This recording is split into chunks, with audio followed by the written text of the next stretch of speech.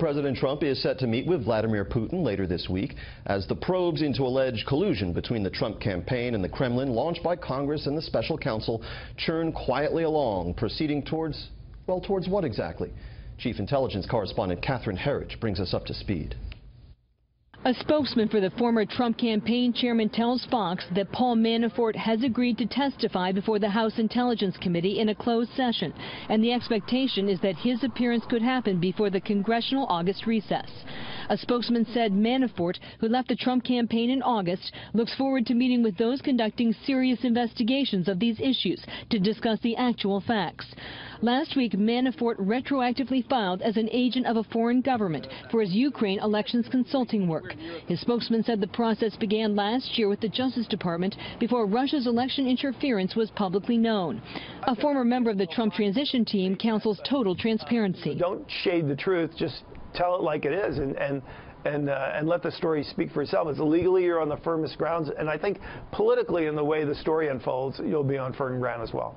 Separately, senior congressional sources tell Fox that the intelligence agencies are complying with subpoenas issued in May by the House panel's chairman, Devin Nunes. And the records described as, quote, massive, show former National Security Advisor Susan Rice, former CIA Director John Brennan, and former UN Ambassador Samantha Power asked for Americans to be identified in coded intelligence reports. Rice, who was denied wrongdoing, is expected to testify before the same House panel before the August recess.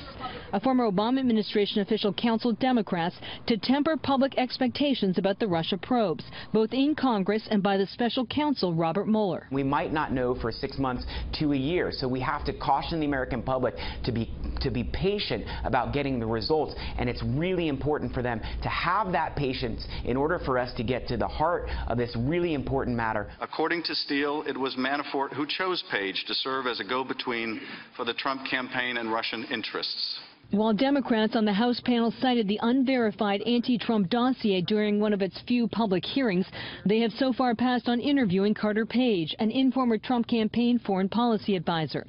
Page, who has now been interviewed by the FBI, said he never met or worked for Manafort as widely alleged. According to the dossier, campaign chairman Paul Manafort chose you to be the point of contact with the Russians. Again, I never had a conversation with Mr. Manafort, so totally false. And the special counsel's office is expanding, adding a New York federal prosecutor and public corruption specialist. Assistant U.S. Attorney Andrew Goldstein. Now the team includes more than a dozen lawyers. James. Catherine Herridge in our D.C. newsroom. Catherine, thank you.